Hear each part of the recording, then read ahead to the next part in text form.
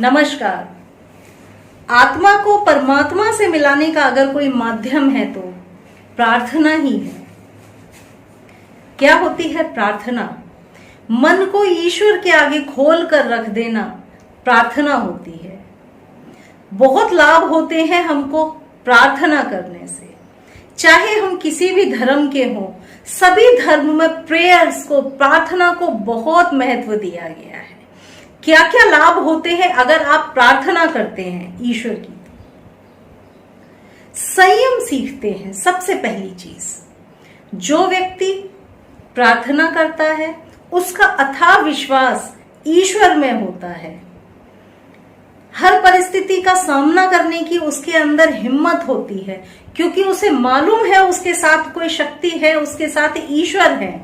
तो वो व्यक्ति संयमशील होता है।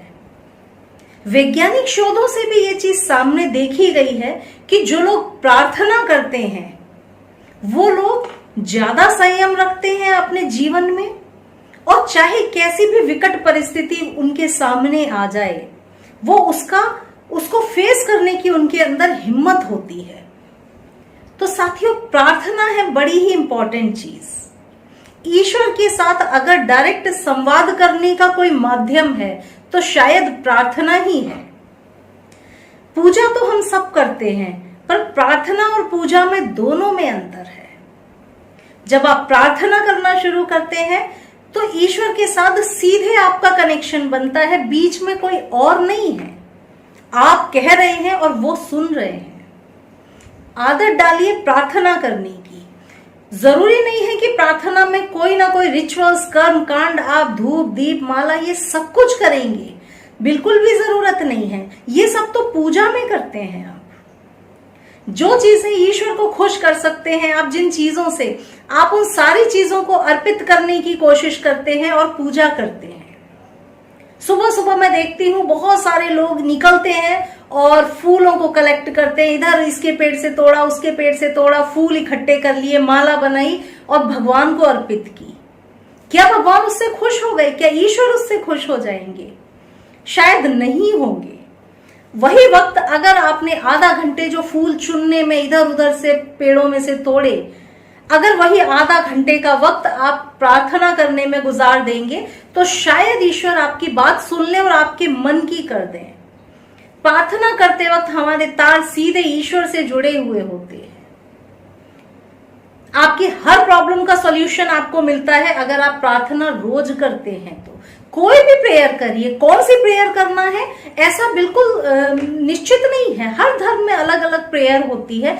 आप कुछ भी प्रेयर करिए, और कुछ भी प्रेयर आपको नहीं आती है तो आप ओन वर्ड्स में बोलिए। वो सब भाषा जानते हैं, सारी वर्ड्स को समझते हैं, सारी लैंग्वेजेस को वो जानते हैं।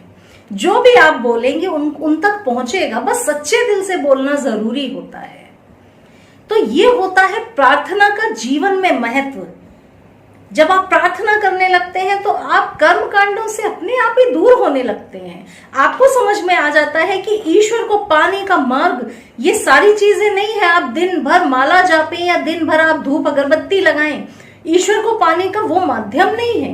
ईश्वर को पाने का माध्यम है उनके साथ सीधे तार जोड़ लेना। ये सिर्फ प्रार्थना से ही संभव है।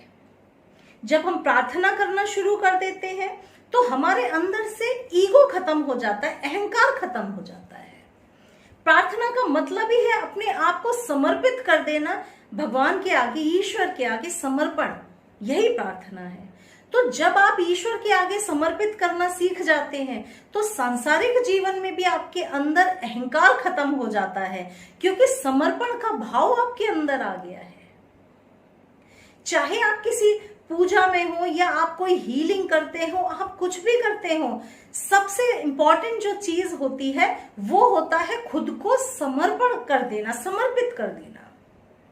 जब आप समर्पण का गुण सीख जाते हैं, अगर आप रेकी भी करते हैं और रेकी में भी आप समर्पित होना सीख जाते हैं कि जो करे तो रेकी करें, रेकी आप जानो आप करो, ईश्वर आप जाने आप करें, तो वहीं से आपके जीवन को एक नई दिशा मिल जाती है। अपने जीवन में किसी भी चीज से आपको अहंकार नहीं होगा फिर। तो ये महत्व होता है प्रार्थना का। प्रार्थना एक ऐसा माध्यम है जो टू वे कम्युनिकेशन होता है, संवाद होता है ईश्वर के साथ में। आप आधा घंटे बैठिए, गहरा गहरा मेडिटेशंस तो सब लोग करते हैं, पर कितने लोग मेडिटेशन में सफल हो पाते हैं? आप संवाद करिए ईश्वर से, आंख बंद करके बैठ जाइए और बस कम्युनिकेशन करिए अपना किसी भी माध्यम से। आपके जो सवाल है, आपकी जो प्रॉब्लम्स है, आप रख दीजिए उनके सामने और छोड़ दीजिए कि आपको ही इनका हल निकालना है। जो भी सॉल्यूशन देना है वो आपको ही देना है। आप मेरे जीवन की नैया पार लगाओ और फिर आप देखो, चाहे आपकी जो प्रॉब्लम हो, बड़ी से बड़ी आपकी प्रॉब्लम हो, कुछ ना कुछ सॉल्यूशन आपके लिए जरूर निकल के आ जाएगा। यही सच्ची प्रार्थना होती है। इसीलिए कहते हैं कि सच्चे मन से की हुई प्रार्थना कभी फेल नहीं होती है। तो सच्चे मन से प्रार्थना करना सीखिए। जो भी प्रार्थना, जो भी प्रेयर आपको आती हो, आपके धर्म में जो प्रेयर हो, आप उस प्रेयर को करिए। और कुछ भी ना आती हो तो बस आंख बंद करके अपना ध्यान वहां पर लगाइए। किसी भी रिचुअल की जरूरत नहीं होती, इतना इंपॉर्टेंट नहीं होता कि अगर मैं कोई रिचुअल भी बताती हूं तो आप लोग पूछते हैं कि ग्रीन कैंडल लगाएं कि व्हाइट कैंडल लगाएं। महत्व उसका नहीं है, महत्व आपके मन की भावना का है। अगर आप प्रार्थना करने बैठे और आपने अगरबत्ती भी नहीं लगाई है, तब भी भगवान के साथ आपके तार जुड़ेंगे। आप करना सीखिए ऐसा। इस प्रैक्टिस को डालिए, प्रार्थना को करिए बैठकर। ईश्वर से प्रे करिए कि मेरे जीवन में ये समस्या है, ये प्रॉब्लम है, इसको आप दूर कर दो। आप देखेंगे कहीं ना कहीं से आपको सॉल्यूशन जरूर मिलेगा। यही सच्ची प्रार्थना का गुण होता है। प्रार्थना ही एक वो माध्यम है जो आपके अंदर एक जोश, उत्साह और आनंद भर देता है। जो लोग प्रार्थना करते हैं वो एक उत्साह में रहते हैं, एक आनंद को महसूस करते हैं। उनके मन से नकारात्मक भाव खत्म होने लगता है। उनके अंदर एक सुरक्षा की भावना आ जाती है, क्योंकि उनको मालूम है कि उनके तार तो भगवान से जुड़े हुए हैं। उनको सुरक्षा देना तो ईश्वर का काम है। उन्होंने सच्चे मन से प्रार्थना की है तो उनको सुरक्षा तो मिलेगी ही मिलेगी। तो प्रार्थना करने वाले लोग कभी असफल नहीं होते, कभी असुरक्षित नहीं होते और कभी डिप्रेशन में नहीं जाते, क्योंकि उनको इनर जो एक अंदरूनी जो खुशी होती है उसका एहसास होता है। हमेशा प्रेम, उत्साह की भावना से वो भरे हुए रहते हैं। तो ये है प्रार्थना का महत्व। तो साथियों, प्रार्थना के क्या हमको लाभ होते हैं और कैसे हम अपने जीवन में बेनिफिट उनसे उठा सकते हैं, आज मैंने आपको बताया। कुछ और जानना चाहें तो जरूर कमेंट सेक्शन में लिखिएगा। मैं उन टॉपिक्स पे भी आपके लिए वीडियोस बनाऊंगी। Thank you.